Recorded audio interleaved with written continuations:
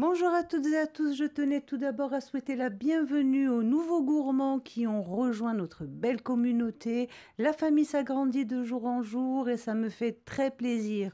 Aujourd'hui, je vous propose la recette de la tarte poire amandine, un grand classique de la pâtisserie française. Nous allons commencer par préparer la pâte sablée. Pour cela, il vous faudra 220 g de farine, 80 g de sucre glace, 130 g de beurre mou, un œuf, une pincée de sel, 30 g de poudre d'amande et je vous mettrai les ingrédients en description. Dans un saladier, tamisez la farine et le sucre, puis ajoutez la poudre d'amande, bien mélanger le tout pour que tout s'incorpore. Faites un puits et incorporez le beurre mou, travaillez du bout des doigts sans trop insister. Ensuite, ramassez la pâte en ajoutant l'œuf entier. Farinez légèrement votre plan de travail, puis ramassez la pâte, mais toujours sans trop insister, il ne faut pas trop la travailler. Couvrez la pâte d'un film alimentaire et laissez reposer au frais pendant 1 heure ou dans l'idéal toute une nuit. Passons à présent à la préparation de la crème d'amande et pour cela il vous faudra 2 œufs, 120 g de poudre d'amande,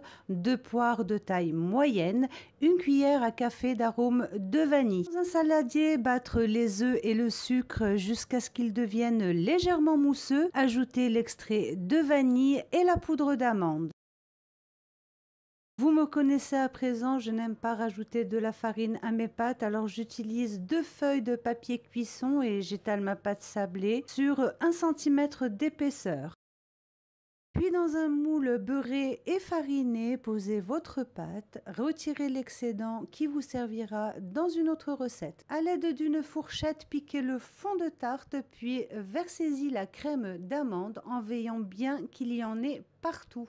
Il ne vous reste plus qu'à disposer vos poires selon vos envies.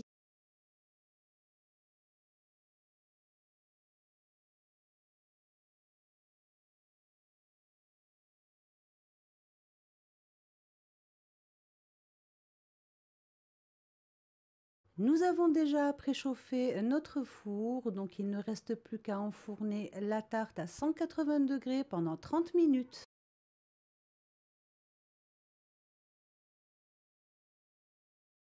Et voilà les amis, elle est dorée à souhait, il n'y a plus qu'à la laisser refroidir avant de déguster. Je peux vous dire que dans ma cuisine, ça sent la pâtisserie du coin de la rue, vous sentez?